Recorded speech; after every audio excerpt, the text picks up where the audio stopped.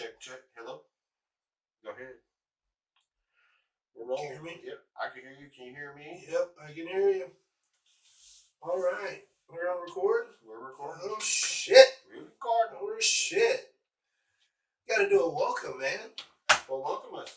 Hey. You're the Immaculate one. This is the Immaculate Podcast. I am the Immaculate one. Everybody knows me as Micas. Others know me as the Immaculate Micas. And I am here with... My name is Josh Stratton. Everyone knows me as Josh, and last name Stratton, and that's it. Yeah. All right, I like it. I kind of like the Josh, but we'll work on it. We'll work on it. We'll be all D'd up. The Immaculate one. The Josh. The Josh. Yeah, we're gonna work on something. We'll figure something out. Okay. Maybe the audience can be able to do something with that too. But kind of explain what we're gonna do with this pod, guys. We're gonna have topics all over the place. We're gonna have topics. We're going to be talking about what's going on currently, whether it's in the rap industry, whether what's going on in politics and news, what's going on in sports, what's going on in wrestling, what's going on in the dating world. I feel like a lot of people don't talk about that. Or it's uncomfortable things that people don't want to talk about. Yeah, I don't like talking about it. My wife, she gets shitty when I start talking about it. It's a lose-lose situation, you know what I mean? Yeah. But that's why we have this. That's why we have this platform, because we are going to talk about the things that people don't want to talk about. Now, on top of the dating, we're going to be talking about. I can just ramble.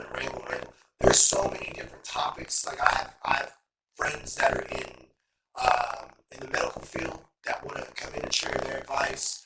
For anyone that ever, thinking about going to school and want to jump in the medical field, things to expect, anything from personal trainers to doctors, physicians, you name it. I got people that are very big into stocks, very successful people that do crypto and stocks for a living. There's a lot of people that want to do that. They just don't know how to jump in it. Oh, yeah. So I got people with that. I got entrepreneurs, people that own clothing line companies. They own detail businesses. They own, just mom and pop shops that are very successful. And for anybody that wants to know what it takes to get there, we'll bring in those people so they'll get the advice to be able to know and have that extra step and a little extra skin in the game. You know what I mean? Oh, yeah, sir.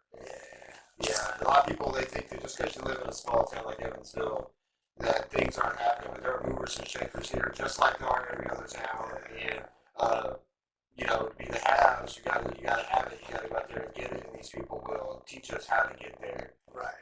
The quickest and best way possible. And hopefully, you can let me know if my root in stock investment is worth it. Yeah, I like that. I got stocks in. Actually, I'll say that for politics. I was about to go ahead and slip one up. Anyway. What do you want to talk? Actually, I got something that we're gonna start saying from here. Shout out to my boy Cody Rhodes. I actually know Cody personally. What do you want to talk about? I don't know. I'm not allowed to talk about Brandy anymore. My lawyer don't like that. I do love how Cody is the second ever black WWE champion. Yo, that reminds me when you said black. Do you remember that when he was singing California Love? The lyrics, low key. As soon as he was singing, I'm like, he's walking on my barbecue anytime. Everywhere I go, they keep talking about he's one of the brothers, and I'm like, there he is. And that's a bucket list. There were some guys that used to be on there. Yeah. They've been in White Claw. Yeah. I can't be seen with Logan no more. No. But Cody, Cody. I feel like Cody in his past life used to be like a black drug dealer. He would go to his mouth. I mean, look at his dad. Dusty was the only thing white about Dusty was his Dusty baby. skin in his body. What did I bust Dusty baby with the elbow? Whole time, baby. You know, we used to always talk about get to the pay when you're on the mothership. With the WCW fiends back in the day. Yeah. He was on Saturday night. That was the only reason we watched it. It wasn't for the Roach ring and the crappy wrestling. It was Dusty Rhodes. Which it took, I found out about this, like today minus a month ago, found out that he was the sole booker for that show. Really? Yeah, and he had free reign over WCW Saturday night, and then they did everything else everywhere else. But yeah, that's why it was so different. It wasn't cohesive on that show. Yeah, I remember the diversity that they had that was different from what they had from their routine shows. Mm-hmm. So that makes sense. That makes sense that, he had that control. I actually had the opportunity to work with Dusty back in Florida Championship Wrestling. That was back when WWE had their developmental there, Tampa, Florida. For the ones that don't know, WWE used to be in Louisville, Kentucky at Ohio Valley Wrestling, which is still there. They packed all their stuff up and moved to Tampa, Florida. They opened up in this warehouse where Steve Kern ran the school and had coaches like Tom Pritchard, Norman Smiley, Billy Kidman. The list just goes on and on, but Dusty was one of the big ones that was in charge of creative. When I was down there, Ryan Katz was actually in charge of creative, and Dusty kind of overseed everything. But like just the presence that Dusty had was like breathtaking. That I didn't get to really, I would say, enjoy it because I was so worried about making sure I didn't piss anyone off. Oh yeah. And soak up like a sponge. And I didn't get to really sit back and really appreciate the things that Dusty did for the business. Mm-hmm. So I was super grateful that I had the opportunity to share that with Dusty before he had passed, and just to know, the creativeness that man had. He wasn't jacked, he wasn't shredded. He had a list. He just wasn't the ideal guy that you would think that would be like the headliner. He's not the John Cena. He's not the Batista. And but yet this guy is an iconic figure. Oh yeah. You watch guys like that, and you're like, how does a guy like him or like Mick Foley, like how does these guys that don't have the ideal look become such these global icons? I think it's because they're approachable. I mean, his finisher, the bionic elbow, anybody can elbow. You know what I mean? Like just any plumber off the street can come up and just drop an elbow on somebody. Yeah. Not anybody could do a 450 or a Phoenix Splash or anything like that. So he was like, oh, that's my dad up in the ring, sort of thing. Yeah. Like my dad used to walk around the house doing bushwhacker stuff. Yeah. You know what I mean? So it was like, oh, that's why we liked them. Yeah. They were one of us, so that was your drunk uncle. And It was, reunion that was just running out. was. And that's kind of what Dusty felt like. He was a father figure to everybody. He stood up for against the bullies. Like, if he was getting picked on, you go run in the house and Dusty would come out and just start dropping bombs on everybody. Going down. Yeah. So since we're still on the Cody topic, how do you feel about Cody switching over from AEW, going over to WWE, and becoming instantly the top guy? That's something I didn't think, because AEW was built off of one show with the Elite. It all came and the Money Man got in there, but how many Money Men have ruined a good idea? Right. I'm not saying that Tony Khan has ruined it, but Right. I don't watch AEW. I mean, it's just and I love that it's a spot for people to go when they've been Yeah. wronged by the completely agree. I think it's one of those organizations to where the unseen gets seen. Oh yeah. So you have all these great talents that are over in the other countries that are even underneath our window. Because I remember one of the things that I'll never forget, Norman Smiley told me when I was in FCW, is he's like, you're good in your territory, but the problem is you're a big fish in a small pond. You need to go to a bigger pond with bigger fish. And like, yeah, that makes sense. But like, even when you go to a bigger pond, the politics dictates what fish get to eat. Oh yeah. So the problem with that is, unless you're in the circle or you're doing favors, you're not getting the exposure that you may feel that you may deserve. So you have a company like All Elite Wrestling that doesn't care about that. They care about your work ethic.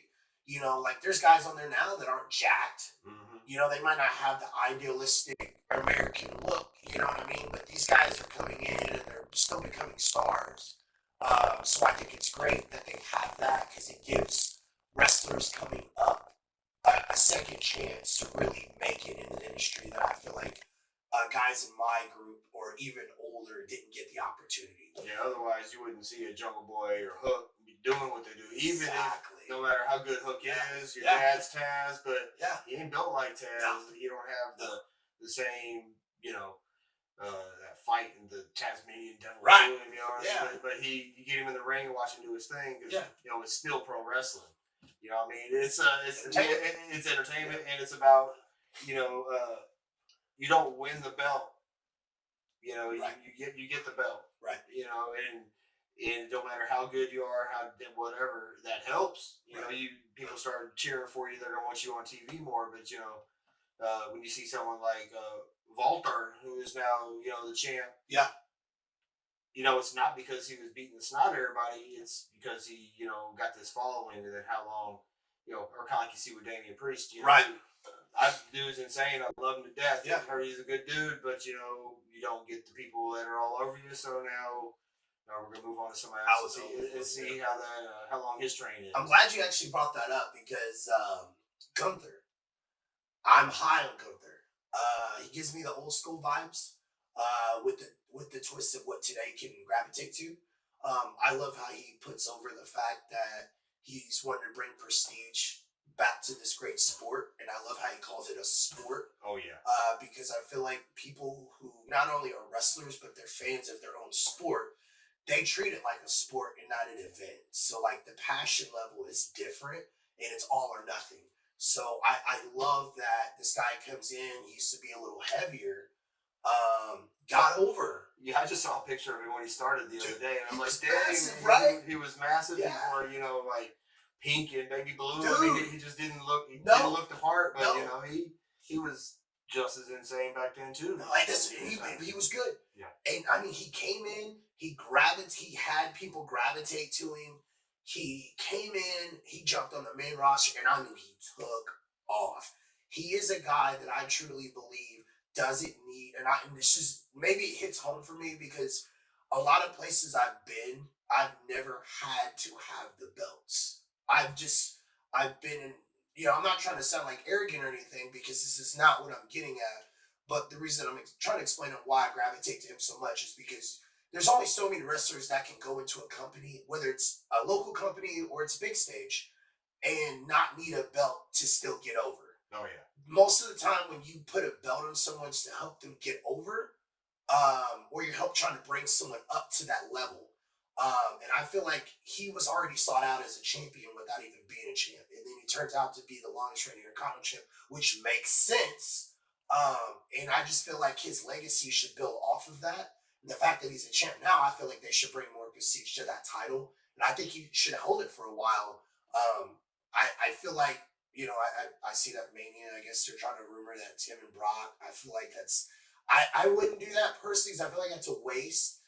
I don't know either. No, I agree. I think bringing Brock back is a big mistake, especially after everything that's going on. It hadn't been proven. We don't have video of him and Johnny Ace and Vince. The passing high five or anything like that. But could you imagine sharing like looking all through? Could you imagine being Brock and then looking at the other two guys and then her and being like, "Where did I go wrong?"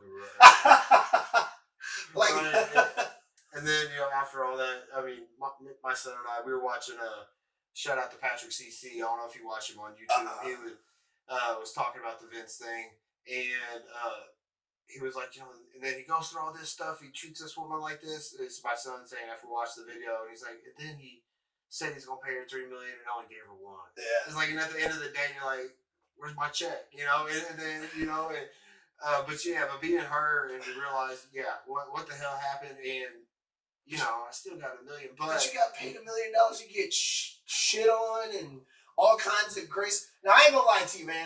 It's a different level of disgusting. But I guarantee if you ask most women, hey, would you take $1 million to get, kind of like passed it around. They might not tell their friends they would do it, but I mean, I feel like there'd be a lot more people that'd love to be in her position. That's what I'm saying. Well, if she would have got the second payment. Yeah, you're right. You're right. I mean, no, I don't know. I couldn't imagine. I mean, I fucked Vince for free. I ain't saying that. But Johnny A song, I don't know about that. Are you sure about that? Yeah. Could you imagine him going, I'm coming. I'm coming. It's like, go take a shower and keep that shit. Oh, yeah, that feels good, Vince. I like that. Yeah, he comes back and tags in. Yeah, and he was a terrible wrestler, so he can't be a good tag partner. Oh, no. He wouldn't even take a stunner. Oh, my God. Holy. Johnny, I swear we were at, you're disgusting. You disgust me. Oh, my. Anyway, but yeah, we had been talking about Gunther and everything. I think he's going to be a great champ. I think he's going to hold the belt for a while. I think he's going to be one of the top 3 workers, I would say, in the next 3 years. I think when they finally let him be him, I think they're keeping a cap on him right now because obviously you have your other guys. You got your Seth Rollins, you got your Codys, and you got your Romans. And yeah, those guys should be at the top. But when you look at the next chain of guys that are coming up, I think you got to put him almost at that top spot. Or at least top 2 of next in lines behind your headliners now. Oh yeah, for sure. Yeah. And with Trips running things, I mean, they're wrestlers now. They're not sports entertainers, so you're going to see the best of the best. You see, DIY out there with the belts, but then yes, I mean, shout out to Truth. Yeah. Hopefully, that's where it's going. I mean, even Jacob Fatu when he came in, that was something that was awesome. But then but you have him crushing DIY. And why? What the? I mean, but I mean, but it's just at least we're going the right direction. You got guys like Gunther and them getting their shine finally. Yeah. I think we're definitely moving in the right direction. Yeah. I agree. It's not attitude no more. No, it's definitely not. Everybody keeps asking if they're going to go back, and I just don't think so. Even with Triple H taking over, I don't think so. But hey, 5 years from now, we can have a different conversation. Yeah. I mean, would I think they would benefit from going back? Sure. You're always going to have the kids. That's a given. I think the error of why WWE isn't what it used to be is because when we were kids, it gravitated to the adults and the kids because they're all rated R now. It's all PG. Back then it was rated R for us. You remember Edge? Remember Edge and Lita? That's what we were saying the other day. When he gets Netflix, there won't be a sheet. Yeah. I mean, that's gonna be the only difference. Yeah. They're talking about it being R, but you're gonna lose half your audience. Even my son's 15. I'm not gonna sit there and watch the Jello Bikini Bowl. With him in the room. No, but maybe the second hour. Sure. Like, okay, you can go up and get on Discord now. Right. Get out here. It's mommy daddy time. Watching Nia Jax and the Jello. Yeah, just ate a honey pack. Time to go, guys. But I do like how they kind of did that. And it was unspoken back then. The first hour you were kid friendly, and you knew the second hour was about to get off. About time for them to go to bed. Like they turned it up a notch. Yeah. And you sent out DX, and then you had the hardcore matches and all that kind of good stuff. So glass breaks and everybody's getting flipped off and cut out. Yeah. But you knew at the end of the show, get the kids out of here every time. So no, we'll transition over. I know we had kind of hit on wrestling a little bit, which we'll save that for another time as well. I wanted to hit on a topic about the Olympics. Actually, what did you think about their ceremony and how it started and the message that they gave off? Do you think that was thought out? Regardless of what, you don't have to give me like your religious beliefs or anything like that, because that's not what I'm asking. But do you think their intentions of the ceremony was on purpose, or do you just think it was like misconstrued? Well, first off, since my heel turn, I'll give you a straight up. I love it. Yes. Look, man, I was born and raised Catholic. Yes. Upset because I never got called into the back of the room. Yeah. Yes. But I'll leave that in the past, and it was very well thought out. I mean, it was art. 100%. And whenever they go on about, and once they talk to, I don't know, can't think what his name was, the guy that put the whole show together. He's like, he did use the Last Supper as a starting point. Yeah. but then he has all these other figures from all different religions and stuff all over the place. And this ain't the it's in the 1996 Atlanta Olympics. I mean, we're talking Paris in 24, and the hoopla you're going to get over some poor woman that's out there just whooping ass. Yeah. It just happens to look like a dude. Yeah. And have issues going on. You're gonna, but it's Paris, man. Yeah. It's if this was happening in Riyadh, I guess things would be a lot more conservative. But I mean, Snoop Dogg is the American mascot, at the Olympics. Which I noticed that, yeah. So whenever you got something like Snoop Dogg out there, you got to start with the controversy. We knew this was gonna be different. Yeah. You got that. You got 3-on-3 basketball. Yeah. As a medal sport, you got breakdancing. It almost takes the true passion out of the Olympics, because I was watching the other day. They had like Olympic rock climbing, and I was just like, what? Like, I understand, there's a talent for that kind of stuff, but that takes away from like you don't train for that since you're 5 years old. No, you know what I mean? Oh yeah. Like, if you want to really pique my interest, and not because of the sport that I'm gonna say, but like the passion behind it and how many years and money and in time that you have to invest in it, like cheerleading.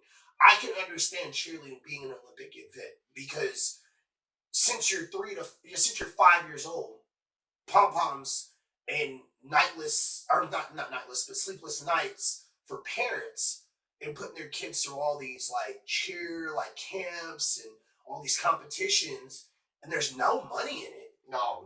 And it's what's like the pinnacle to be a Cowboys cheerleader, and they don't make. They only make $50,000 a year. Yeah, I think, if I'm not mistaken, I believe they only make like $50,000 a year. And it's just like there's not like a promising end result to that. But if you told me that there's an Olympic event where each country, or every so many country, has a cheerleading competition for the Olympics, you can't tell me that brings a different level of passion, and I would say of a longer road journey for someone to work towards, instead of going, okay, after high school or after college, okay, this is it. Well, guess what? You just wasted 15 years of your childhood for something that has the end of the road's a lot sooner than if you would have went to a major sport. Yeah, that's kind of crazy that there's no cheerleading event, but there was trampoline. I mean, it's. And I don't see nobody going to trampoline school. Like, there's no. I don't know, man. I'm pretty dope at Sky Zone. You know what I'm saying? They need to come see me at Sky Zone. I'm a flipping maniac. I said maniac. I don't even know what that means, but I'm a flipping maniac. But I would never think that there's an Olympic event. Yeah, and I saw I think it was the girl that won. One of the girls that won gold. Didn't follow it that deep, but she was a paleontologist. Was her major, and her thesis was about echolocation from dinosaurs or something like that. And I was like, so you're telling me that you can be in love with dinosaurs and jump on a trampoline and get a gold medal in the Olympics? Yeah. And she probably got the same spoon from the Olympic committees. Everybody else, here's your 50K. Have a nice day. I mean, it's just it's a wild, wild world. So that brings me to my next topic. Okay. So the fact that you said that you do think it was on purpose, which I do too. I thought it was thought out. I thought in the process of them prepping for that opening ceremony, I felt like they knew Christians would kind of just sit back and just accept it. Sure, they would protest and all that kind of stuff, but I feel like there wouldn't be much of a pushback on that. Now, what I'm getting at is, if you notice, nobody messes with Muslims. Could you imagine if they tried that with the Muslims and what the Muslim community would do? Oh no, they got enough issues with that. In the hate that the Muslims are getting in Europe. Yeah, it wouldn't. Christians are safe. I mean, we ain't in the Crusades no more. Right. So I mean, I think it was all just to stir a conversation, but which I don't think the Olympics the right spot for that. But the opening ceremonies get away with a lot of stuff. I mean, hell, they had Gojira out there blasting metal, and that wouldn't have happened before. So you're telling me you You can have Gojira playing with Headless Marie Antoinette's right after you saw Jesus as a blue gay man. Right. That's, I'm a religious guy, and I ain't gonna lie, that really upset me. Like, I mean, obviously there's not any much you can do, but theory, this is just me. Do you think they did that to drum up the interest of the viewers that weren't watching, to make them go and watch the Olympics to see what else they would do next? Oh, 1,000%. Okay. I mean, why else? When have you ever heard the Vatican say anything about the Olympics? Totally agree. And they just condemned it, a few days ago, and it wasn't after the Olympics. Everyone's like, well, why didn't they say something right away? It's like, because they were they hoped it would die down. Yeah. And the Pope's like, man, we gotta say something. Yeah, exactly. Yeah. But, I didn't hear Pope Benedict way back when say anything about the Grease Games or whatever. Of course, it's no press is bad press. Yeah, I agree. If you're talking about it, you're stirring the pot. Yeah, I totally agree. So, do you follow much of the USA basketball team? I'm a little pissed off with USA basketball team. Really? Well, at least we run through Twitter. So really, please. I'm a big track and field guy. Okay. And Noah Lyles goes out there and he wins gold. The 100, the 200, he gets bronze, become fat. He did that with COVID. Yeah. COVID, I'm barely rolling over. The only thing I'm saying is, like, give me another water, please. Yeah. And then whoever runs the Team USA Twitter says we don't play for bronze. Yeah, that was their post. And I'm just like, I did see that. That's a low blow. But, you also got a dude that's out there jumping and doing flips before his run, so he's outspoken. You gotta, when you put yourself out there, you gotta ask for it. But, I mean, I love it. I'm not a LeBronian myself. I'm in the Jordan camp. So, I was gonna ask you. I was like, okay, MJ and LeBron. Oh, MJ. Is it MJ because you were in the era? I think so. Because you've got to watch both. You've got to watch Jordan, Kobe, LeBron, but you're still an MJ guy. Yeah, because LeBron's had he's had the backup with him. He's played with dudes that can get the balls. But all Michael had was Scott. Oh wait, hang on a second. No. Luke Longley. How dare Steve Kerr? You're gonna sit here and disrespect LBJ right now? And I'm not even necessarily not disrespecting. No. He had the supporting cast. What supporting cast is this man had? That stuck around. Well, that stuck around. I don't know, but yeah, exactly. Scotty had Scotty his whole time. Matter of fact, Jordan couldn't even get out of the first round until he had Scotty. Yeah, I mean, everybody needs a Robin. He's got better shoes. I don't know. I think Jordan's definitely got better shoes. And like I said, this isn't I'm against Jordan or I think LeBron's better than Jordan. I'm not saying that at all. Because in my personal opinion, I do think Jordan is the GOAT. Now, when you go into who's the greatest of all time, it's hard to say because each era is different. Because you forgot Bill Russell's got 11 of them things. You know what I mean? So, like, why isn't he not in the discussion? He's got 11 championships. But when you think of the concept, there was only so many NBA teams back then. Same thing with Wilt. I mean, right. But he was, 4 inches taller than those guys. Yeah. There was no 3 seconds in the key back then. A lot of people didn't know that. So you just go down there, you just camp out, give the ball a hook shot. I'm not knocking his talent or anything, but he was playing against a lot of guys who were 6'5", 6'6". Those are your centers. They couldn't do anything with him. Yeah. But back to the Jordan LeBron debate. I personally think Jordan had the ability to play with better players, not on his. Well, actually, I think even on his team. But I was just going to say on the Olympics because we were comparing the two teams together, and I do think today's NBA team actually beats the '92 Dream Team. As crazy as that sounds, but the reason why is because your Bird Magic, they were out their primes when that '92 Dream Team was there. So like you're not gonna get the real Bird and the real Magic, and they were older in their years. And yeah, they might not have had as many NBA international players, but they were still good talent back then. Oh yeah.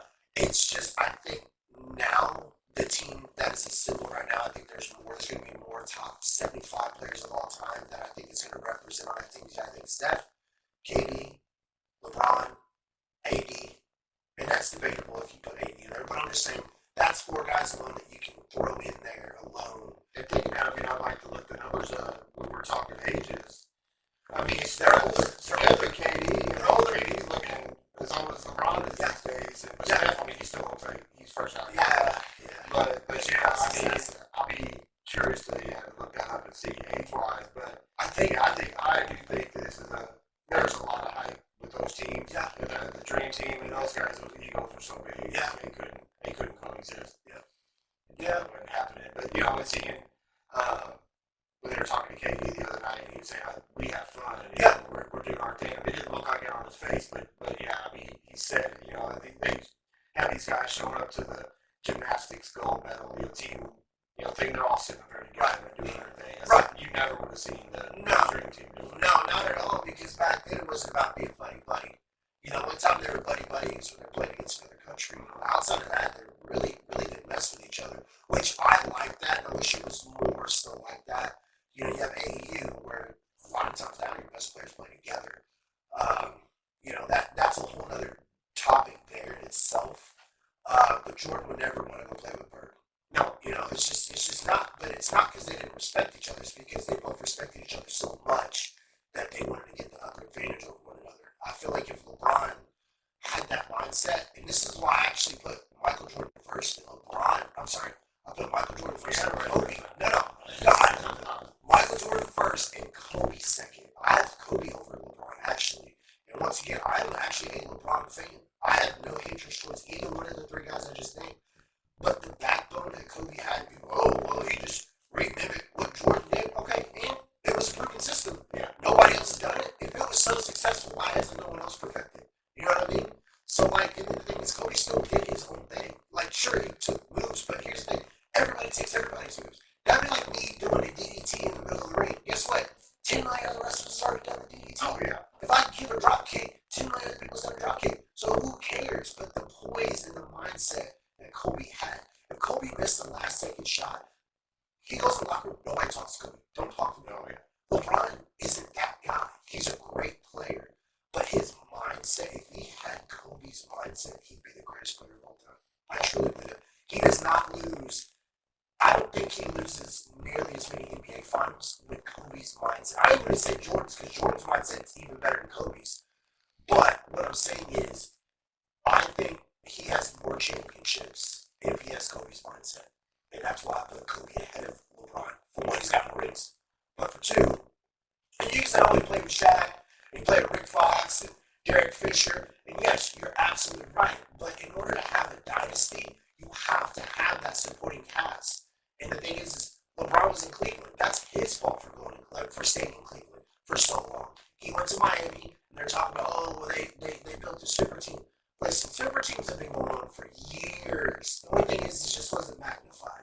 Because you can't tell me that Michael Jordan, Scottie Pippen, Ron Harper, Dennis Rodman, Luke Longley, Tony Kukoc, Steve Kerr, that's 7 people right there I just named. I didn't name John Paxton. I can just keep going down those players. These are really good players that will always and forever be remembered.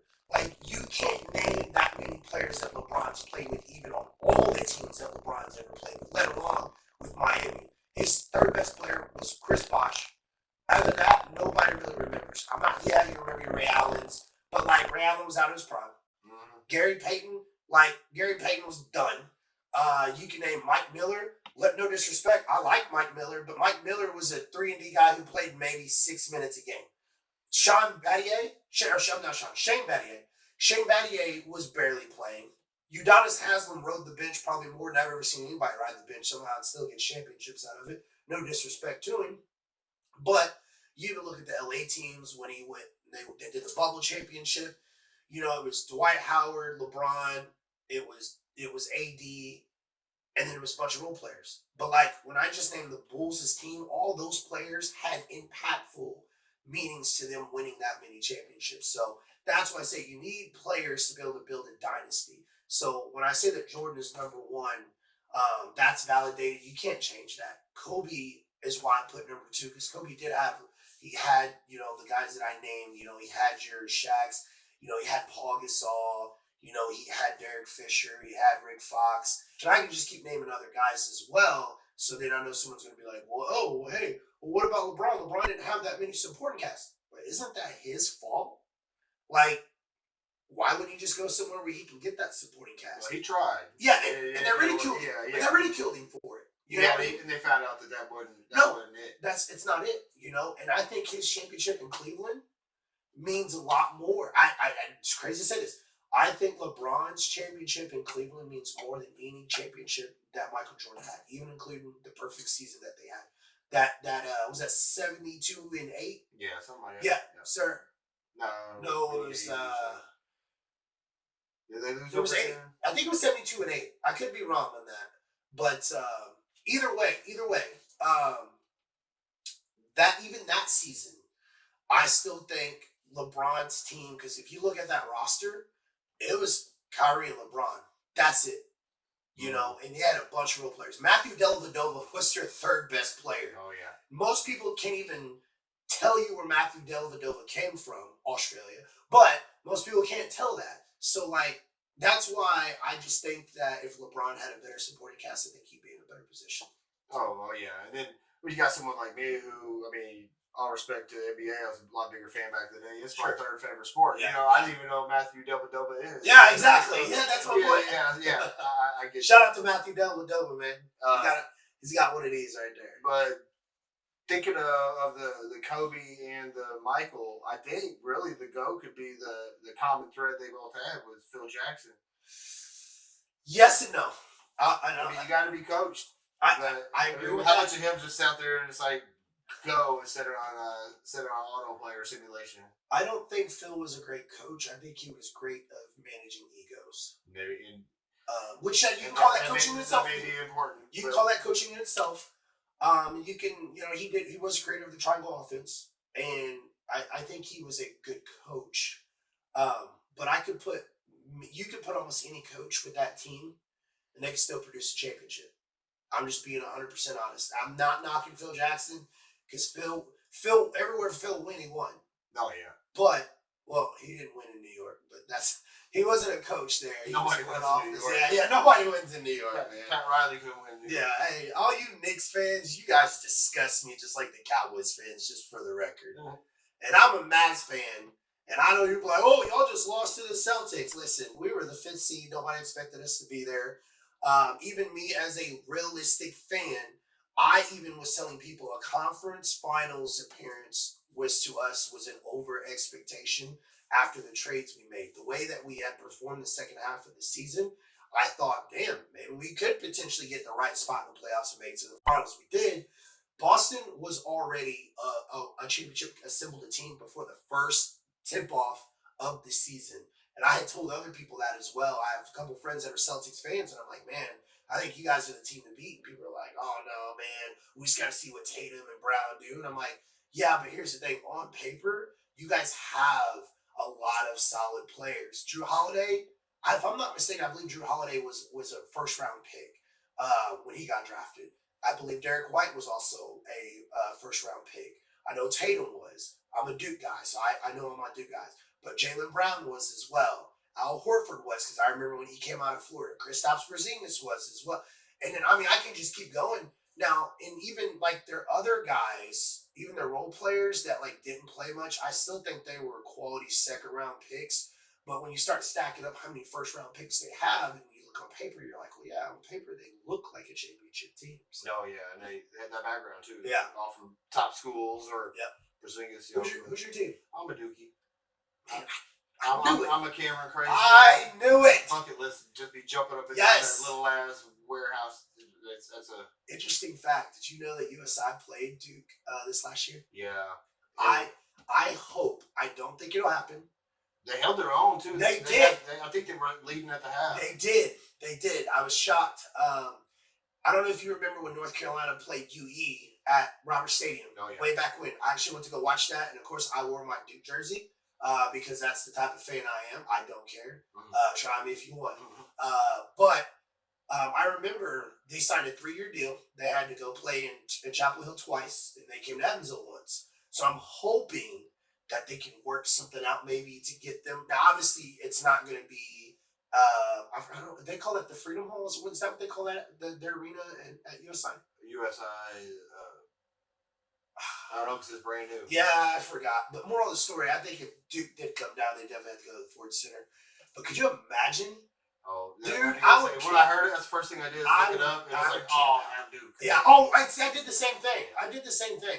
And I mean, even though they pay these colleges like what 50, 100, probably 100 grand to blow them out and whatnot.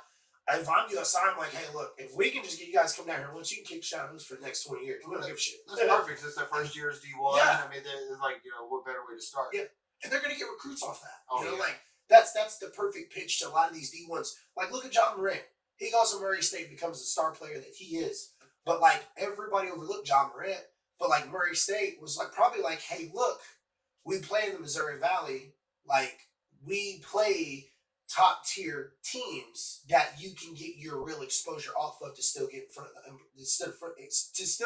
of the NBA scouts to prove your value to them. So I feel like USI could probably try to work something out where they can get in front of more powerhouse teams. Oh yeah, and get your shit kicked out of them, but pitch that to their recruits like, hey, look, I know you're not being recruited as this top D1 tier athlete, but you come to USI, you could be the star that you truly deserve to be. You're going to be the mayor of Evansville. Oh, by the way, you're going to get to play 2 out of the top 10 teams in the country in your first 5 games to show off to these NBA scouts that you're really who you are. Oh yeah, when we win the conference, you would get that automatic bid. Yeah. There we go. It'd be a big deal, man. Oh yeah. Shout out to the Screaming Eagles, man.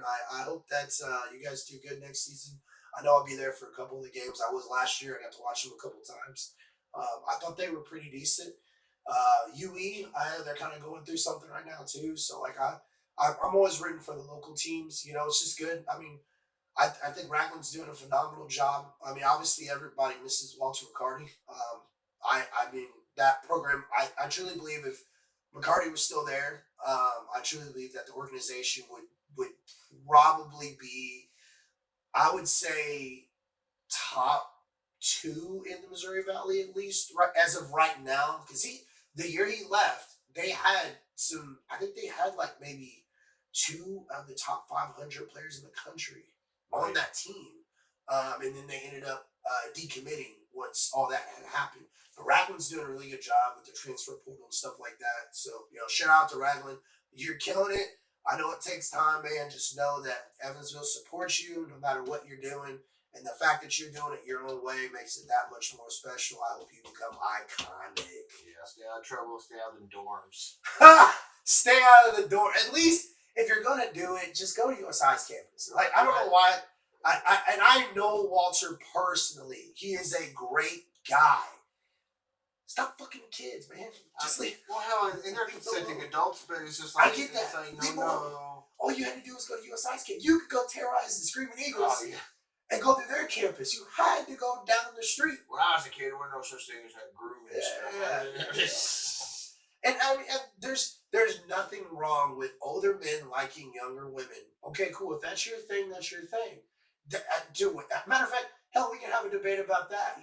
Like I feel like today's generation, I feel like a lot of men, older men, now date down, not in looks. I'm talking as in age, because it's just more exciting things that they get to either relive or go through with a younger person that they may not have with an older person that's kind of already set in their ways and stuff.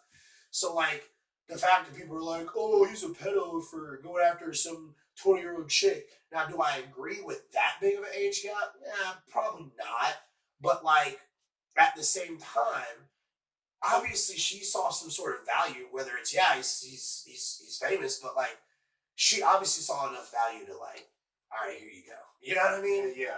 So like, whenever they talk about that, you're really. I mean, a lot of times you're putting down the woman. She can't make her own decisions. Sure. Yeah. I mean, my own rule. I mean, I'm 2 years and a little older than my wife. Right. So that was a big sign for us. Back in the day, because Indiana only got the 2 years. So for that month and 7 days, my has it changed? Yeah, her dad was all you better not mess up. Yo, give me the details, man. I want to pretend like I was there. Okay, so if I'm sitting on the couch and you're talking to her dad right now, shout out to Candace. What was the conversation like? Well, her dad didn't like me anyway. Oh boy. No, was it because of what was it? Was it because of color? Was it? It was from. How did I know this? It was a little because of that.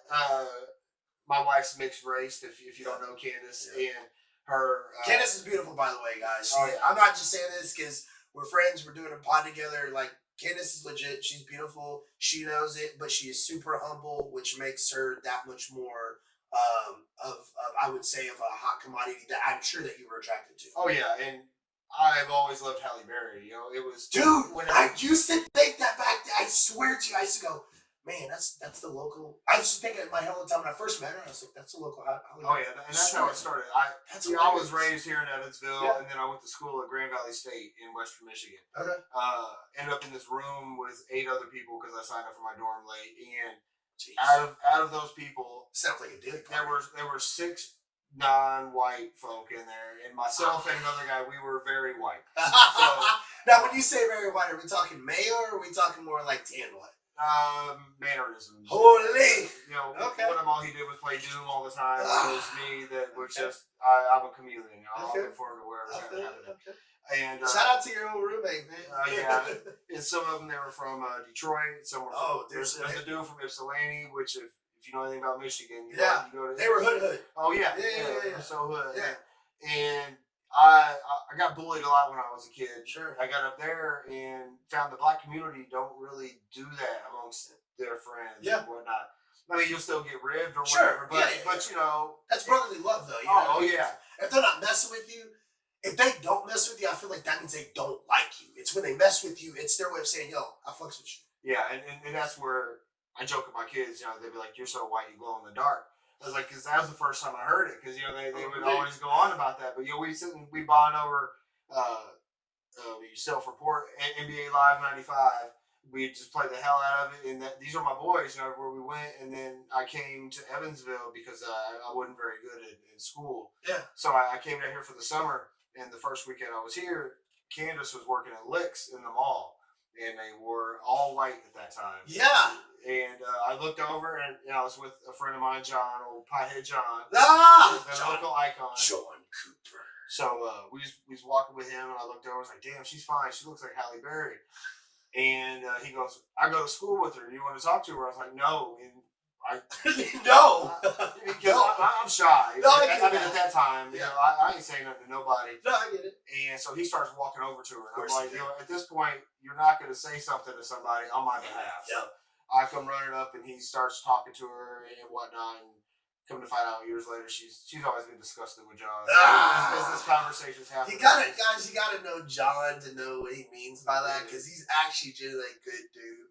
Like, when I first met John, I didn't like the dude. I didn't. And it wasn't because, like, I just didn't like him from a bad experience. It was just from all the stories I've heard. But then, like, I got to know, like, John Cooper, not Pothead John. And then I was like, yo, this dude is actually cool as shit. Oh, yeah. And I've known him since I've been, like, 8 years old. So he's always been a part of my life one way or another. So shout out to John Cooper. Yeah, so she was just giving him shit and said how today was her birthday. So, you know, we kind of did our thing and walked around because, you know, at that time, that's what you do. You go to the mall on the weekends. Yeah. So then we just started walking back and forth. And at this time, Bone Thugs and Harmony, Crossroads was the #1 song. See me at the crossroads. Yeah, and she mentioned something about how she liked Bone, you know, and I'm just kind of eavesdropping because, you know, I'm not saying that to her. I had like $3.50 in my pocket, so I went and bought the CD single of Crossroads. Hey, you mean $3.50? Yeah. Holy! I was balling. Did you have Did you have 3 ones and 50 cents, or did you have change? Because like it was probably more like $3.68, $3, $2. I mean, $2 a dime. He had to work hard for that $3.50, girl. Hell, I was working in Blockbuster, so that's almost an hour wage. So yeah, I remember that. Yeah, so I go, and on the way out, I had the CD, and I set it on the counter. I pulled some pimp shit, throw it on the counter, say happy birthday, and went and walked off. Gangster! She goes, hey, get back here. So, yeah, I got it. Turn around, she goes, I feel bad. It's not my birthday. Mic drop. So I was like, what? She's like, I just said that to John. I was just messing around. Dang. So we talked a little bit, and she was on the south end of a relationship. And this. All right, hold on. When you say south, you mean like south or like south? Like south. Like it just. Also, it was Titanic. It was going under. Yeah, it was under. It was already underwater. Oh, sheesh. But she wasn't looking. Her parents are very strict. Sure. And it's her stepfather. So her dad was black, right? Her stepfather is about 6'4", about your complexion. Holy. And he milk chocolate. Yeah. Back when it was okay, we joke because he looks like a tall P Diddy. I mean, he kind of take that. So and her shout out to P Diddy. Her mom's mixed with blonde hair, blue eyes, but I didn't know anything about them. And she was like, "Look, I can't talk on the phone. I'm always under lock and key, but I'll give you my pager number." So, pager. So, yeah. Yo, for all the young viewers, when he says pager, it looks like the half size of this. You put it in your pocket, and when you actually had to contact someone in a pager, you dialed their number. So, like for an example, when I was a kid and I tried to get a hold of my mom through her pager, because cell phones weren't really like such a big commodity. They were, but they weren't, because obviously like you had to have minutes and all that type of stuff. But you would dial a phone number, no different than your cell phone number, and you could put a message in there. So like, say for example, if I message Josh 911, that means like drop whatever you're doing and call me right now. In the pager, you can't talk to it. It just vibrates, but it tells you that someone's trying to reach out to you. That's what it gives you numbers. Yeah, it just gives you numbers. That's it. It tells you what number's contacting you. And then, like I said, if you leave a number message, most people always use 911 when they're like, call me now. So that's what a pager is for all you young people that don't know what it is. If you still don't know what it is, please Google it. You will crack up that we used to use this. Oh my God, we just dated ourselves, bro. Yeah, dated big as shit because her dad had a cell phone, but it was a car phone. The ones that used to sit with the cord. Yeah. So I mean, that's how old I am. I'm paleontology. Oh my goodness. But we would, because she was on so much lockdown, we would communicate by pager. Pager. And I would send her notes, as in like the numbers that she would have to with T9. Should I do like code? Yeah, we would decode. Code. Yeah, you guys were doing because she was on. So how did you guys talk nasty like with that? Did you say like a 696969 star? No, see, she went to Central, and as did John and my brother from another mother, Rizzo. So I lived with Chris. Is Jeremy you talking about? No, Chris Ward. He's brother, no, not real brother. Okay, gotcha. So I was staying with Chris when I came down. We ended up getting an apartment together and all this stuff. But they went to school with her. I would give Chris a note, paper, and he would give it to her. She'd give it the back. notes. So we would pass notes back and forth. This is good. So, and then these notes started, we started talking, we were doing our thing. I'd go see her at band camp, do whatever. Real quick, I didn't mean to stop you. Did you do the old school, do you like me, check this box? Check this box if no. Well, did you ever do that? No. I did in middle school, and it was always either no or the paper didn't come back. I never got the paper back. Mine was just because the teacher confiscated it, and I was always afraid of like Miss McGillicuddy. She's like 6 years old, and she checks yes and gives it back to me. Because like now you have like all these teachers that are like doing these high school kids, and you're like, fuck, she's hot. Oh yeah. Why would he say anything? Well, guys, when we were in school, we had ladies called named Miss McGillicuddy, and they had like these bodies built like Patron bottles. That sounds like, no, I wouldn't do that. I'd tell them too. Anyway, go ahead, carry on. So you were talking about how you gave the note. Yeah. So we would talk at night after everyone went to sleep or whatever, but we just passed the notes. And one day her mom intercepted a note where she was reading it, and she heard it, put it down, and her mom saw it, and it was. Y'all talking nasty? Oh yeah. I mean, dude, walk me through it. I want to pretend like I read. Now I didn't say go into deep detail, but like, just give me like one of like the watered down. Give me like a watered down message. One of those things that was like, what's your fantasy sort of stuff? Oh, damn, you guys were talking that nasty. Oh yeah. Shit, I thought I was just talking about like, I just want to hold your hand or I want to kiss your forehead. Like, oh, y'all was nasty. She's 16. I'm 18. I got. Oh yes, you're 18 nasty. You're 18 nasty. Okay, I got which is real nasty. Yeah. Talk about. This and this in a thunderstorm and all this. Sweet low on you and lick it off. Yeah. I gotta watch my sugar intake. Yes. So mom found it, and then ended up, from what I remember, found the cachet of notes. So she found the treasure box. Found the treasure trove. Holy. And so it was really, really bad.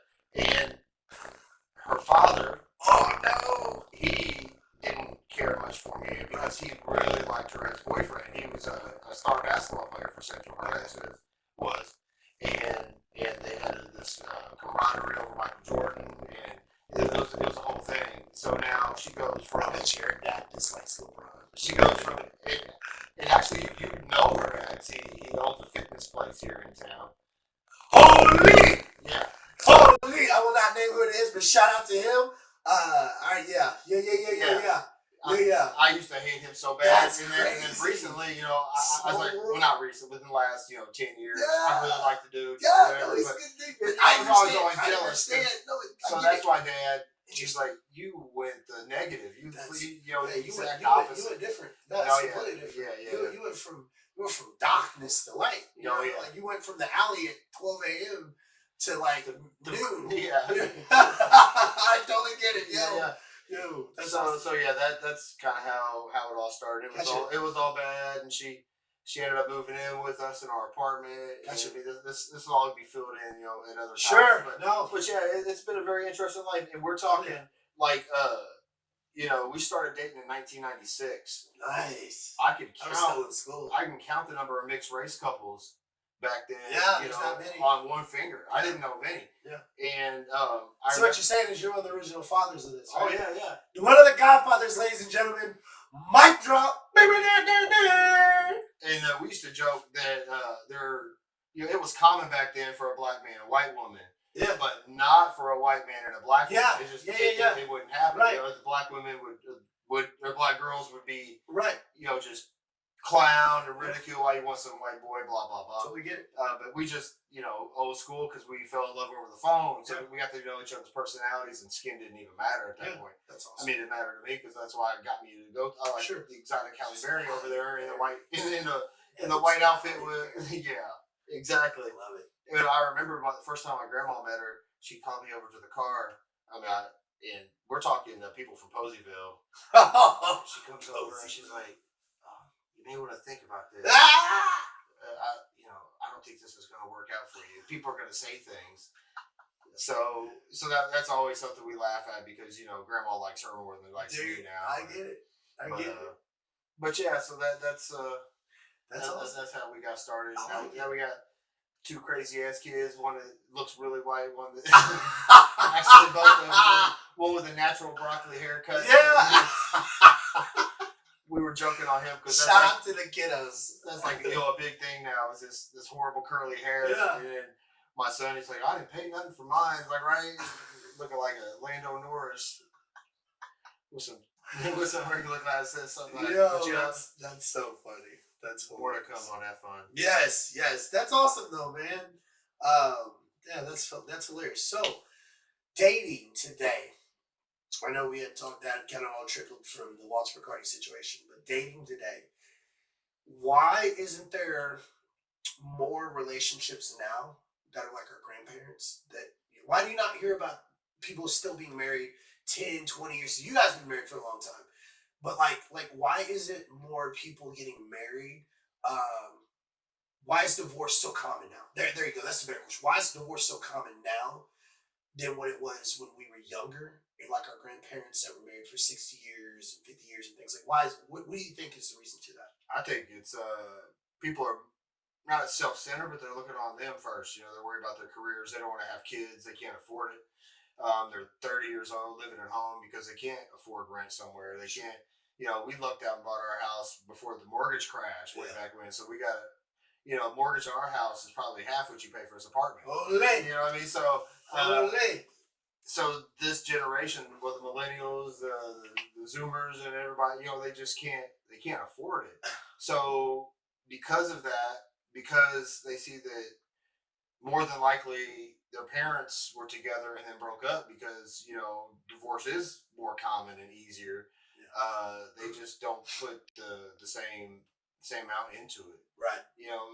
My my daughter always telling me, she's like, yeah, her friends are jealous because we've been together for so long. That's what I'm saying. And like, we're talking. This year was our 28th year together. That's what I'm saying. And people are like, how'd you do it? Like, it's just we don't fight. You have to be friends first, and it's hard to have a friend for 28 years, much less a wife. You know, how many people you have fallouts with, or you don't or I'll just text you. You know what I mean? But spending every day with this person, and we couldn't be more different with our personalities. Like, she hated wrestling, but she put up with it just so she can sit there. Or it's just the whole thing.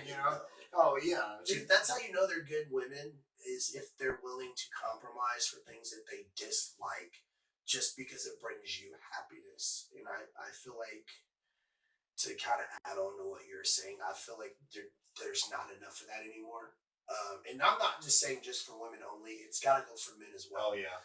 Because we got to deal with the annoying conversations that we really don't care about. We do need to sit there and listen and just analyze and actually listen, not just listen to hear, but to listen to rebuttal back. Because at the same time, she might not be looking for a validation. She might just be looking for just like a second opinion. Maybe. Oh yeah, or just someone to listen to her and be like, oh okay, I got you. Yeah. You can't. It took a long time to realize that she don't want me to have a solution for everything. Right. A lot of times she just wants to vent. Yeah. I was like, oh yeah, I hear you. I hear you. Yeah, that's okay. Yeah, I just think there's a lot of that going on.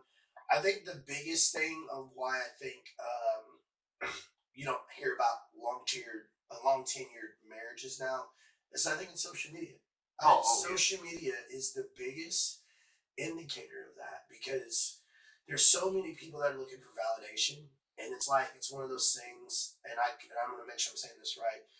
If you're trying to seek validation from the village, how are you going to be able to control the?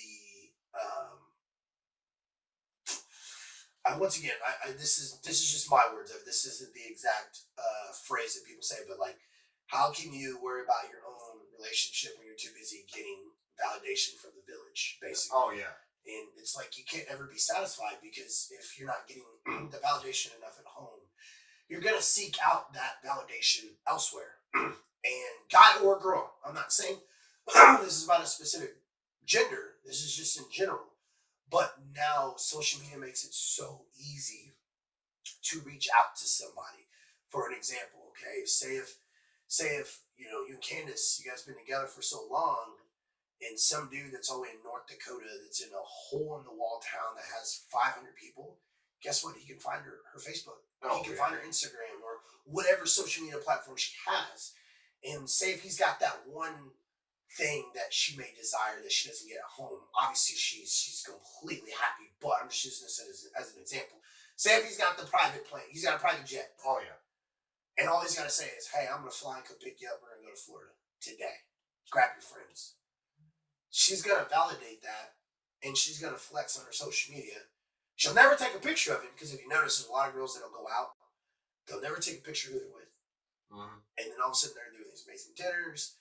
And once again, this is just an example. But they'll do these amazing dinners and all these great things. They'll go to like sporting events, and you're like, I swear you work making like $18 an hour. There's no way you're able to afford that. I just saw that picture of you walking on a private jet. You know someone's funding this. Once again, it's because you seek validation from the village. So someone in the village was able to pull your attention away, which then causes at-home issues. Guy or girl. I don't even use a guy or girl or guy situation.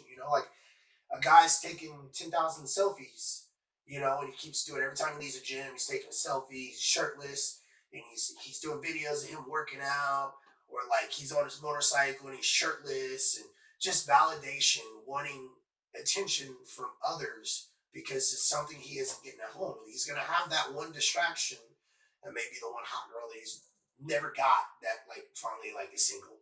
Or else you could just be for the streets. I don't fucking know. Oh yeah. And I don't think it helps when someone's like, well, there's plenty of fish in the sea. Yeah. No, we put up with the shit. Yeah. She puts up with me, I put up with her. And now that your village it got real big. Yeah. We were lucky we started this and built it whenever there wasn't. Yeah. That way when bullshit was happening, for us to find somebody Yeah. else, we had to work for it. Yeah. You know, MySpace only let me have 50 fans, 50 Yeah. friends until the Yeah. movie 300 came out. You know, so you can only do so much. Right. And now it's simple. You know, It's easy. you and I have this stupid conflated Facebook. I got almost 5,000 friends on there. Probably 1,000 of them are girls. You know, and probably two of them I talk. You know, two of them are people I've actually spoken to. You know, no, just out there clicking the or whatever. Yeah. But you know, it's so simple just to send it. What's up? Yeah, you know, it makes it super easy. And this kind of dates back to what you were saying about the notes. You know, back then, if you would take today's generation and put them in our generation, where you actually had to talk to the women and talk to the men, you had to write the notes, you had to make the phone calls, and you fall asleep on the phone talking to each other, and you had to wait till the parents fell asleep. I feel like the dating market would not be as such a high turnover because you had to put in so much effort, not from this, but from this and this. Yeah, Zoomers are making phone calls. Yeah. You know, they're going to text now. And at that point, you can just send a mass text or copy paste to whoever you're trying to get with. You can AI everything. No, you can literally have an AI do everything for you. You can legit have an AI spit game for you to some guy or to some girl because you have social anxiety. Like, to me, that's insane. Yeah, that's crazy. Matter of fact, okay, let's have a little fun right now. All right. Give me a pickup line. So if you got this, so if this is Candace right now, okay, you don't know Candace, you just met her, how would you try to pick up Candace right now? Candace, I hope you're watching. Oh man, I've seen enough of this stuff. I read The Game by Neil Strauss. Okay. Oh, even better. Even better. All right. Rank this. At that point, it was. I'm gonna scale it 1 to 10. How good I think it is. No, it's a horrible one. No. You just start by saying hi. That's, you know what I mean. You know what the crazy part is? That's actually one of the hardest things. Yeah. That's serious. Just kind of, hey, I'm Josh. Yeah. You know, I don't even know where you go after that. You know, if I see someone at a bar, because I don't drink. Like, I don't know why the fuck I'm here. I don't even drink. You know, or just you know, I would start with self-deprecation of some sort, and then give her a compliment. Yeah. And that's like, what do you do? What's your name? Yeah. Who you be with? Things make you smile. You know, that's the stuff. I mean, that's the stuff, because you see all this other things, and when somebody sends stuff on Tinder or whatever your app of choice is, and they throw in some stupid ass line just to look different. Right. That's all. I don't know. I totally agree. I feel like most of the people that use social media to reach out to their interested gender, I feel like they have to hide behind this in order to give the message that they're trying to portray, whatever character they're trying to be. Oh yeah. When instead, if you look at face value, you try to talk to someone, I feel like the image is going to come off completely different. Oh yeah, they ain't FaceTiming right off the bat. No, there's just no way. No. You would never see that. You know, like, I always tell I have buddies all the time. You know, they're like, man, you never had that issue, blah, blah, blah, blah. And I'm like, dude, I had to build my structure. Like, I was like 137 pounds when I was 21, bro. Like, I just understood what the game was like at an earlier age, and I just got smart. So I took the time and invested in the gym, and then I started, like, bettering myself and then figuring out, like, how I could bring value. And then I'm like, you know what the hardest part about talking to a girl is? And they're like, what? I'm like, rejection. Mm-hmm. You just got to be prepared for rejection. What's the worst thing she can say? No. Okay, cool. Hey, well, it was nice to meet you. I apologize for bothering you. You know, I wasn't trying to creep you out or anything. I just wanted to just let you know that you're beautiful. You know, I'm sure you hear that a lot, but it's just always nice to hear every once in a while. So, you know, like, and you just walk off. Mm-hmm. But it's like people are so afraid of rejection. So I was like, I tell my buddies, go talk to her. Like John was like, go talk to her. You know, like, I'll go with you. I always tell people, dude, if you want to analyze the situation, like for me, so we'll flip it. Which, by the way, I would probably rate that like a 1 out of 10. The way you were talking, I would realistically give it like a 6. And 6 is good. And the reason why I say a 6 is because, like, you would have the balls to say hi. Most people need someone to pull them in a conversation to get them to even talk. You know what I mean? Or what you do is, most people now will see a girl or see a guy, then they'll go on social media and try to find them. Mm-hmm. Like, if you actually have the balls to walk up and talk to these people alone is a big step. So that's why I rated it as a 6. But like for me, if it was me, I would like analyze the room and the situation and figure out like who they're with, how they dress, how they walk, how they talk, how they carry themselves, and then like who their social circle is like. So that gives me ammunition before I even walk up there. Because the worst thing you can do, I feel like you generally have about 10 to 15 seconds of an impression before she tells herself yes or no. Oh, That's what I feel like. You don't have to be the best looking guy. I just think you just have to have a level of confidence in yourself to where she can feed off of that and realize that you're genuine up behind that. So it's like for me, I'm analyzing, okay, she's wearing flannel. Okay, cool. Um, she's hanging around predominantly white. Okay. Much like Nirvana. Yeah. Okay, cool. All right. She's a Nirvana type. Okay. So I got, okay, there's that. Okay, cool. Her friends are all dressed the same too. Okay, cool. So then at that point, I'm going to pay attention to see like what they're drinking. And I'm like, okay, she's drinking a seltzer and her friends are drinking rum and coke. So I will do my due diligence to find out. I'll ask the bartender, hey, those girls over there, what are they drinking? Oh, they're drinking blah, blah, blah, blah. Okay, cool. Can you make them a drink? And then if they ask who bought them the drink, you can tell them. Then if she's curious, she will then eventually, even if she comes over to thank you, she'll still come over at the level of curiosity because no one does that. And I'm putting y'all on game right now. I'm putting y'all on game. If y'all try this, man, if you try this, I promise you, you will have a 75% return rate. What you do is you go to the bar, you find out what they're drinking, and say she's drinking a seltzer. We'll say high noons. I don't like them nasty shits, but for some reason I see a lot of people drinking. Say she drinks high noons, and her friend's drinking 2 rum and cokes. Okay, bartender, can you get two rum and cokes and a high noons? Give them to them. You don't even serve the drinks to them. Bartender takes drinks over there. Hey, I use these for free drinks. They're like, oh my god, thank you so much. Who got these? That guy right there. Bartender walks off. She's got to think, well, that's different. And that's the thing. If you're just like every other dude that does the cat calls, or like, hey, let me try to slide her DMs, guess what? You're not going to get far. You might get lucky because maybe you look a certain way, but like a lot of the times you're probably going to get the no immediately. Oh, yeah, that's one in a million. Right. Every dude's trying this. Right. Man, you're pretty. Yeah. Oh, smile. What's wrong? Oh, you're pretty. Yeah. No, look at here. But, what happens is it makes her, if she comes from a good home, she's at least at the bare minimum going to walk up and thank you. Oh, yeah. That buys you 5 seconds of a conversation, which goes really quick. So it's like she walks over, hey, no disrespect, I'm such and such. I just want to introduce myself. I know you have a crowd. I didn't want to pull you away from them. I want to be respectful. Do you have any kind of social media that I can add you to? That way, sometimes we can actually catch up outside the bar. Generally, meeting people at the bar isn't an idealistic image. So this is something I would like to do. If she gives you any social media platform, I don't care if it's Facebook, Snapchat, Instagram, whatever it is, if she gives you something, that is your one lifeline right there. Now, it's up to you what you do after that, but it's better than just going to be like, hey, I need your number. Oh, yeah. Because that's straight to the point. Yeah, that's how we used to have. Yeah, and no one super protects that because she ain't trying to change your number or whatever. Exactly. But what you do is, say you get her Snapchat. Okay, cool. Hey, here's your Snapchat. Okay, here's mine. Hey, it was cool meeting you. Once again, I apologize for pulling away from your people. I just wanted to be able to, tell you, which I'm sure you guys a lot, but you have such a unique look that I wanted to give you your roses about how much you stand out.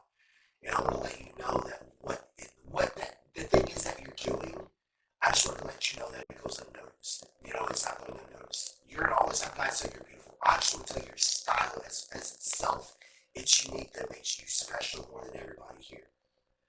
If she's interested, she's going to want to know, like you said, what's your name, who you are, and then at that point, you can kind of coast yourself into it. Never ask a close-ended question, man. Do not open your conversations with close-ended questions. Everything needs to be open-ended questions, no matter what. You have to keep the conversation going. Because once you come to a stopping point, if she's not interested, you will not get a response. She will read it, she will not respond. Am I right or wrong? You're right, and don't do what Neil says and throw the eggs in there. Yes. Like, hey, and I don't know why I wasn't even going to give it to buy you this drink. I saw you had a high noon. I was actually trying to talk to the chick that had the Super Bowl coach. Yeah. I know she was wrong with it. I'm telling you, guys, try that. I'm not saying like that's my go-to or anything like that, because honestly, I don't have a go-to. I like to kind of just like mutually meet and then kind of just like build the friendship first. And are people still doing this out in public? What's that? Meeting people.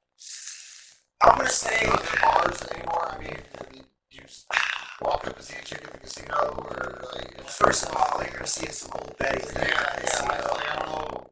Like, where would somebody even meet somebody these days? These days now, most of the time, people meet in social media, which I actually frown upon that. I try to tell my friends not to do that because catfishing is a real thing. Guy or girl. A guy can catfish a girl just as much as a girl can catfish a guy. And you don't see the real them. Once you see them in person, you take them for their face value, you can be able to kind of like analyze like how they are. So like I said, when you meet them out in public, hell, I'll be honest, you want to meet them at like a Target. Target is an underrated place. I don't shop at Target, so don't be like, oh, Mike, you should go to Target. I don't shop at Target, but Target is an underrated place to meet people. I don't know why. I have heard on so many different platforms people saying, oh yeah, I met my wife at Target. This. I'm like, Target? Just hang out in the old wall. You're good to go. Dude, just go in there. Matter of fact, I remember the last time I was in Target. This was like 3 years ago, and I was buying my daughter some diapers. And like, I didn't realize you could get gift cards for buying diapers, which is crazy.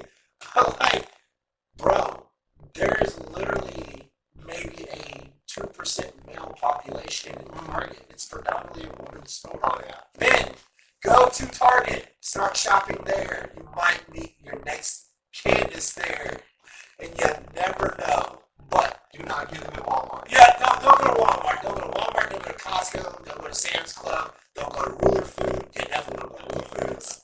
Don't go to the local Star Market. Go to Target. You target what you want. But okay, so everything I told you to analyze the way that I would say that someone probably should approach on a scale of 1 to 10. How would you say like that approach would be towards somebody? I would rate it higher than a 6 for sure. And I do like you have the bartender give the drink. Yeah. There's no, There's talk. Yeah. There was a little while that Candace and I were apart, and I was trying these things. And one time I saw this same sort of thing. This girl's drinking a PBR. I bought her a PBR, and they gave it to me. Just for the people who don't know what a PBR is, what's a PBR cassette? There was a time when past Blue Ribbon beer was the thing. I remember. Yeah. Cheap beer. So I saw her, and I was like, oh, this she gotta be hard. Well, she had, the tall boy and whatever, so I got her one. Just said the same sort of thing I tried to get, and just set it on the table. It was like, here you go, have a good night. And she probably didn't know to drink it. Somebody just bringing you over something and dropping it off and rolling out. It's like, you probably slammed it down and it fizzed everywhere. She's like, what a loser. I mean, something like what you're saying. Yeah. I mean, that's my brother used to say. You take 100 shots, you're gonna hit one. But it's 99 tries. Though, yeah, but that's a lot of high news being. That's a lot of financial investment. That's more like saying hey to these girls. Yeah. But something like that, you already have something invested. Yeah. They know you got a little change in your pocket because you can afford a drink. Yeah.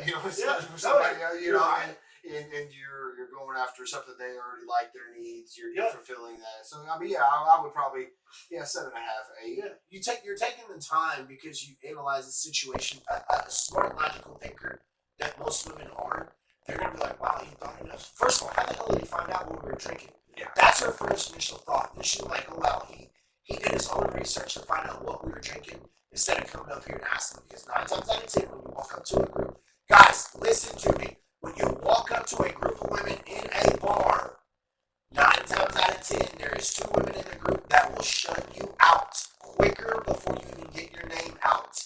That is their job. They are there to shut all men out of there.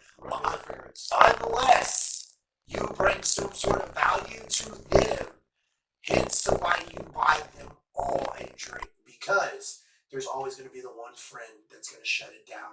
If you can get her on your side in a respectful manner, she will help you in the long run.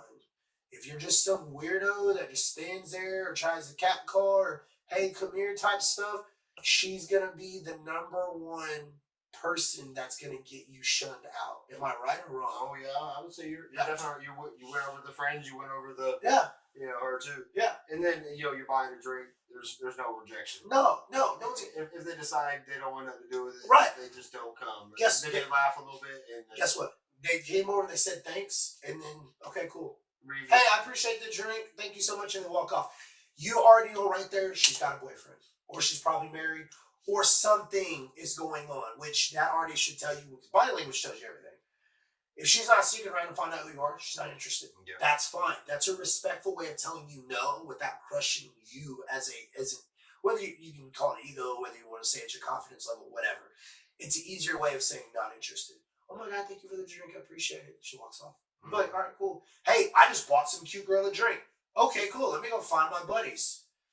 Big deal. That's it. But yeah, anyway, like I said, I just wanted to ask you about the dating market. And, do you think it's gonna get better? Do you think it's gonna get better? We don't have to go in a long like analogy about it or anything, but do you think dating will get better anytime soon, or do you think it's gonna gradually keep getting worse? I think it will probably get better because we got the ebbs and the flows. I know, like my daughter, she's back with a long-term boyfriend, and people see that and see that's, the grass isn't always greener. So, Yeah. You find somebody, you put up with it, you stick with it, because you're not, Dude, it doesn't matter who you find, you're going to find the bad things about them, and it's just which one you find the least, and you don't want to be 65 years old. by yourself. Not even by that. yourself with your cat. Not even that. I mean, you're 100% correct on that. I don't even say 60. I think the reality hits at 30. Yeah. I think 30, this is just me. You guys can say I'm wrong. You can say I'm right. When a woman hits 30, her reality moment kicks in when she realizes she's not married, whether she has kids or not. She realizes she doesn't get the same attention she did when she was 21. The reality kicks in for most men when they're about 40 to 45 with nothing to stand on. What I mean by that is a family, something to represent their kingdom that they've built, that empire that they're supposed to protect and provide for. I think that's the reality for them. And I think that's why, which comes back to our original point of older men going after younger women. I think it's because of that. It's because I think they missed the boat in those younger years. And then finally, when they get their stuff together, they go down in age. And then when they go down in age, they still get a girl that's literally thriving, but they have their stuff straight and they're not on the BS games and all that stuff, and then they can be taken seriously and then they can take someone seriously. I think that kind of happens in that way now. But I don't think dating is going to get any better. I think until social media becomes less of which something else will take its place. But I think until social media is not a top priority. I mean, let me help you OnlyFans. Don't get me started on OnlyFans. Guys, I have friends that have OnlyFans. OnlyFriends. That's what you can on it. You can know that called OnlyFriends. You got an app where you can meet pen pals. Anyway, OnlyFans, I think, is a big challenge to that too. And I have friends that's on it, and I've always said my opinion. I'm like, it's hard to have a guy take you seriously when, if your girl has OnlyFans, your best friend can buy that for $4.99. And he can see what you see. What value do you have after that? Like, what is still sacred for you inside your room at nighttime that your best friend can't see? There's no value. Your woman's supposed to be the temple. You know what I mean? Like, you're building this empire. Your temple's supposed to be sacred. Well, if your temple can be seen for $4.99, is it really that special? Yeah, I don't think so. Nobody wanted to be Jenna Jameson back in the day. No.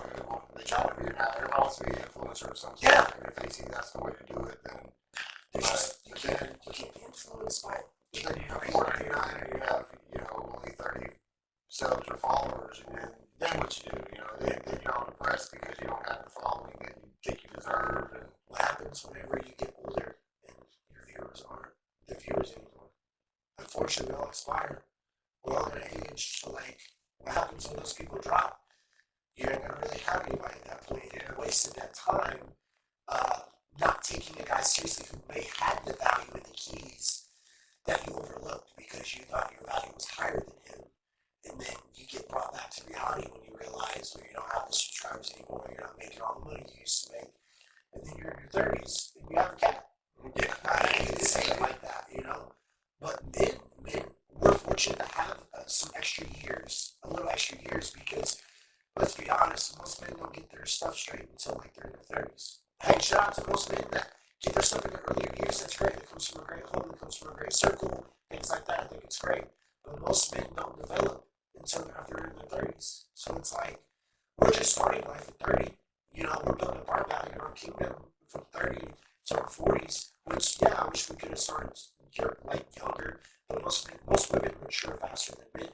So that's why I think if women don't catch their men at a younger age, it just becomes dating's harder for them as they get older. It's not that they're not so beautiful. It's not that they still don't have value. It's just I just think that their selection drops because of their expectations. Well, and I mean, there's a big thing with the physicality. Women, they we all age differently. Yeah. But a man, they're always 99% of the time going looks first. And the worst thing that's going to go on us is our balls are going to shrink and then they're going to get wrinkly. But you're not looking at those. Yeah, if anything, women are like, hey, I like the personality. Yeah. I don't think it's better with age. Yeah. But guys like, damn, she's fine, love her ass and tits. That always has to get better with age. No. Unfortunately, it drops. Yeah. So you're gonna be like me and find someone when they're 18 or 16 years old and just stick with them forever. You're like, I love this even back when I was 18. Oh, yeah. Halle Berry, I still love you. Yeah, I did when I was 18. That's awesome though, man. Like, that still gives people hope. I mean, when it comes to dating, that, there's still hope out there. Like I said, I like that we have our different opinions about it, but like, you and I can both share them and explain why we both think that we believe or don't believe in it. And then still have a hope that maybe it might change. I hope you're right. I genuinely hope you're right, and I hope that the dating market does get better. Because I have genuinely good guy friends that like would love to have a good woman, but like the women they're chasing are too busy being entertained. Yeah, they like being entertained by it. And I'm not saying they're sleeping with all these guys. They just like being entertained by all these different guys. That's probably they're chasing. Yeah. You just got it. Sometimes it just comes to you, sometimes it don't. I mean, just obviously go do your thing. Yeah, go do your thing. Yeah, you do your thing. If it happens, what's meant to be, well, I still have that saying, whatever's meant to happen will happen. But it's just that's the way it works. Dude, I was looking for a relationship or anything, and it just boom, out of nowhere, bam, and you're like, oh shoot, I'm dating somebody. That's what you have to take you. And then you can't run away from it. No, I'm trying to run away from it. No, I don't want this. I don't want this. I don't want this. I don't want this. And then you're like, oh my God, you're still stuck around when I'm trying to shut you out, which tells me there's a level of investment that you're willing to put skin in the game. So why can I not give you? If you can give me that energy without me trying, could you imagine how much you would try if I did give you the same energy? Oh, yeah. And then it works, but then it goes back to your situation of how you said, you start to find out how you can put up with each other, because nobody's perfect. But what I've noticed in the last 5 years, you win as a couple and you lose with your individual. Yeah. Whether it's financial, emotionally, or even physically. When you have a companion, you're tag team partners, and it's you two against the world, instead of just you. You always need someone to have your back, no matter what. A guy needs his queen. A queen needs his king. You guys feed off each other. That's why God made us differently, to be able to assist one another, and that's why we're so compatible. I just think people are blind to that, and they just need to be more open-minded. Because I feel like once they get to argument, they're quick to run. I've been terrible at that. I'm not gonna lie to you. But then you start to, as you get older, you start to understand it's just like a hating argument. Like, yeah, I might not like you today, but guess what? Was it going tomorrow? I love you. Oh yeah. But like, you're gonna look at her and be like, you're a shithead, but I still love you. Or she'll look at you like, I can't fucking stand you, but I still love you. But like that's what I think our grandparents had went through to where like it was just another day for them. And I think it's just so easy now to walk away and start over. It's too easy to get a divorce. Yeah. We didn't even have to go to, whenever we did, we got divorced and got back together. It was mutual. We turned it into the judge. He's like, really? There's no contention? Like, no. And that was it. I mean, it's just you pay your $200, whatever it is, you leave what you come with, or here, that's it. I mean, it shouldn't be that easy. Yeah, no, I totally agree. But, It is what it is. Well, I mean, we'll do like one more topic. I figured we'd be here long enough. So she knows so she's forgetting. Yeah, like, hey, how's it going? Candace, I'm keeping your man. There's a disturbance in the force. Sorry, Candace, my apologies. I got the rambling. Our topics were actually, I feel like it's going to be fun. Yeah, this was just a test run. Just a test run. I can't wait. So, guys, this is what we'll finish with. Some of the things that both of him and I expect with the podcast, which is something I was wanting to do earlier, but we can do now. We'll end with the beginning. Yeah. Yeah. My expectations of the podcast is to have, like, big fan interactions. I love when people ask questions, saying, hey, what do you think about this and what do you think about that? Guys, within reason. It's got to be within reason. It can't be, like, anything too dirty, because we're trying to portray to everybody, not just like a specific demographics, which eventually when we grow the pod, we'll have that specific like nighttime pod. When we get there, we'll have like the all around pod. We're gonna have this special pod. Maybe we'll have like a special like group that we can do special pods like that with. But like predominantly, I want to have interactions with the people. PG-13 type stuff. Like if you want us to talk about something, or you even have an issue with something we said, I want to be able to have a discussion about it. I love to debate because I'm wrong a lot. I'm also right a lot. But if I can learn as I'm wrong or right, that's a win for me. And I know I can learn from you just as much as I would hope you can learn from me, and we can learn from the community. The other thing that I think I would like for us to do is to not only use our voices to like build an empire with our platform, but we can also make a difference in the community. So like we'll do like special events where we can have like special like people come in, like I was telling you earlier, and do like special pods for people. Maybe there's a bunch of people who get ready to go to school in the social work, and maybe they need a social worker to just give them like the ins and out of what you might need your first year of college, or like in work industry after you graduated, what's it like your first year? These are experiences that they don't know anything about, but experienced people can come on our pod and explain to help the community out with that, to give them the ammunition so they can have a better jump start to their careers than what maybe even the people that are giving the information had the opportunity with. Yeah, people with voices that need to be heard. Yeah. Dude, I think that would be amazing.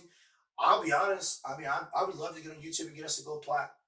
Like that would be an ultimate goal there. I really think I can do it. I mean, I think with what you bring to the table, and I feel like what I can bring to the table, and just we're only going to get better. I think that we can really attack, because there's a lot of podcasts. I know y'all know this. There's a lot of podcasters right now that have zero charisma, but yet they get paid to talk, and it's disgusting. Oh, yeah. Disgusting. I won't name people because I ain't going to be that. Eventually, there's going to be a point, though. There's going to be a point where people start coming after us. And that's where it's going to get real fun, because I love to talk. Oh, yeah. I love to talk. Hell, this guy here is a ring announcer at a lot of the shows that I'm at, and this guy usually has to take the microphone out of my hand. And he's a really good announcer, too. Like, I prefer him to announce me, but there's just some times where I'm just really in tune to the character, and I just start going in on people. Hey, like, Micas, we still got the rest of the show. And I'm like, oh yeah, my bad. So, what's your expectations? What do you expect? What do you think? That's it, too. I mean, it's time to have fun. We talked about that before, and we've had some experiences in life. You'll learn a lot about that. I mean, you've been in the wrestling business a long time. I've been in the wrestling business a long time. We've done what we can. We're doing this now. Just what else is out there? I tried podcasts. Candace and I had one before. we just sitting here in our just some life experience. We soaked all this shit up. So let's talk about it and want to hear what you guys have to say. This one wasn't live, but the next one was will. We want you to chat. We want to just go on and on. It'd be like just like an AMA. Ask me anything, and we can have this full conversation. Yeah. You know, get some people that are fans. Zoom me in. Yeah. You know, face live. I mean, just whatever. We want to hear from the people. We want to talk to the people.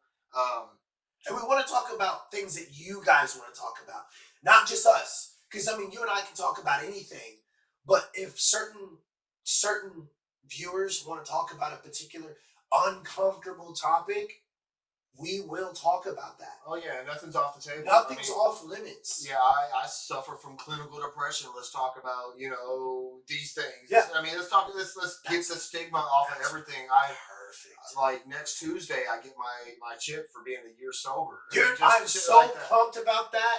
You have no idea, because generally I've known you for a long time, and I never knew that you used, and that's nothing wrong with using necessarily. I grew up in a household that dealt with addiction, so actually I can relate to it. But I think it is so hard to fight off addiction.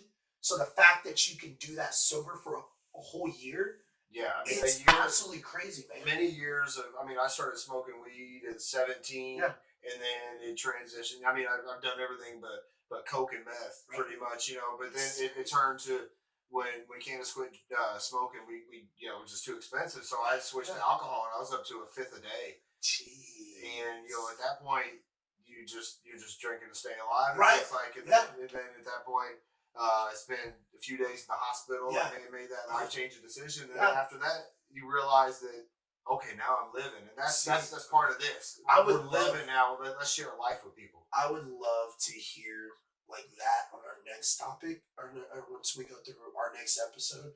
I would love to just hear, because those are things that I think people who do struggle with addiction that want to get clean, I think they need to hear that, and what you went through and how you overcame that. I think that would be amazing if you could share. You don't have to share everything. Oh, I'm an open book with this. I went through many therapy sessions. Amazing, man. And that's what it's about. Is helping people that are through this, because I've went through this. I've been in some locker rooms where people are like, he's no better than nobody because of this, that, and the other. And I'm like, it ain't anything about that. No. Drink all you want. I don't give a shit. Yeah, dude, I got a bar sign behind me, and I got the man cave. My sign literally says, where we make poor decisions. Not poor like P-O-O-R, it's poor, P-O-U-R. But I mean, we're drinking energy drinks. I mean, my addictions are working out in caffeine and antidepressants. But it's about it's living now, making the better decisions. But you still make poor, shitty decisions. Sure. But now I just deal with life. You don't forget about it. Yeah. I remember everything the next day, and I just don't judge. I don't give a shit what y'all do. You can drink, you can smoke, you can whatever. Yeah. I mean, when I go to my meetings, it's right by the mission. I love to be around people that are struggling and having issues because it helps keep me on my path. Whatever your path is, I don't give a damn. I just know I can't go have one beer. Yeah. My one beer will turn into a case, and then people be like, I'll be like, you can't outdrink me. Yeah. Not because I'm gonna pass out before I throw up. So I just know that I'm just not the same as everybody else, and that's part of what this is. Like you don't have to be the same as everybody else, but you're also the same as everybody else. We all have issues. We all handle them differently. Yeah. But we're all just as different as can be too. Yeah, hell yeah. Anybody want to shout out before you leave? No, just the normal folks, my family. Yeah. I hope y'all are watching. All of the local wrestling fans. You all say you're gonna watch. So you better click that freaking like button and subscribe. And click and subscribe, and make sure on Facebook when you guys go to the notifications, you guys highlight all of our videos, not just particular ones. That way you guys get any news, any new updates, right? Oh, yeah. Click that bell. Click that bell. But just shout out to anybody that's been there for us and that's going to be there for us, because it's reciprocal. You give, you get. I got a long list, but I won't go through everybody. So I'm going to say, shout out to everybody that I associate with on a regular basis. That's my loved ones. Shout out to anybody watching the pod that took the time out to watch our stuff because we can't grow without you. Shout out to this man right here for coming in and using all of his, his expensive equipment to help me with my stuff as well, with my equipment to be able to help put this together and create this image because this has been like a year-long process that it wouldn't have happened without him. So like shout out to him, everybody else, like I said, all my loved ones, people I associate with on a regular basis, shout out to y'all, family, you name it. Shout out to my dogs in the back for being quiet this whole time. Very well behaved. Dude. Thor is he's chilled out a little bit. Dude, Thor's chilled out now. My other one, Roman is he's a work in progress, but he's gonna go through canine training. So he'll be straight. Yep. He's guys, listen, I have 2 roommates. They're not dogs, they're roommates. Because they both eat a lot of food and they don't pay rent. Shout out to them for being quiet. That's all I asked them. I said, listen, guys, I'll let you live another month rent free if you guys just be quiet while we run this pod. They listen. Shout out to them. Listen better, my kids. All right, guys. Well, hey, that is the end of this episode 1 of the Immaculate Podcast. Go follow at the Immaculate Podcast. It's the same everywhere except for x.com, which is immaculate_pod.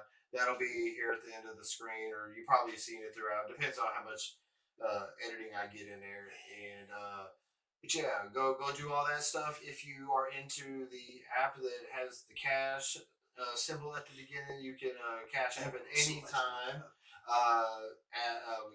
At $sign Immaculate Pod. That'll also be on here. So guys, help us out. Please. All the money just goes to better shit and give Micas more alcohol signs back. Please. So guys, I just want to let you know, when you guys donate to our pod, all of the money is going to go into upgrading our equipment, because obviously we had to front money for equipment, but we obviously want to upgrade our equipment so that way that our quality sound is a lot better.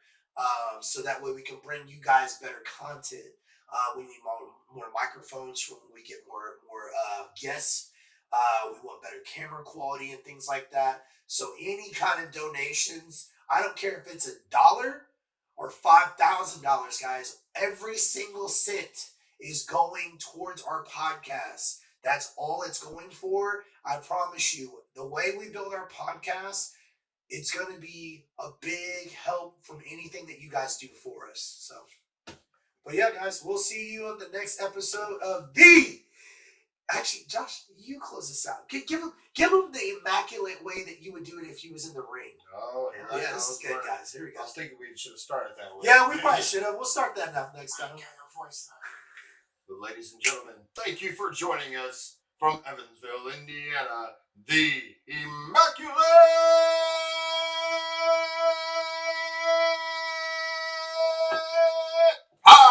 Podcast. Night, guys. See ya. Hell yeah. Where's the stop button?